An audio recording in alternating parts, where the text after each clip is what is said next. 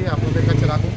আমাদের অনুরোধ, সংবাদপত্র এবং সাংবাদিক এবং চতুর্থ সমূহকে আপনারা মুক্ত করে দিন। আমরা আবারও অনুরোধ রাখব আপনাদের পক্ষ থেকে যে আমরা আপনাদের কাছে বিনীত অনুরোধ রাখি যে সাংবাদিক হত্যা, সাংবাদিক নিধন বন্ধ করুন, সাংবাদিকদের অত্যাচার বন্ধ করুন এবং একটা ভয়মুক্ত এবং সাংবাদিকদের যাতে স্বাধীনভাবে কাজ করতে পারে সেই অনুরোধ রাখছি।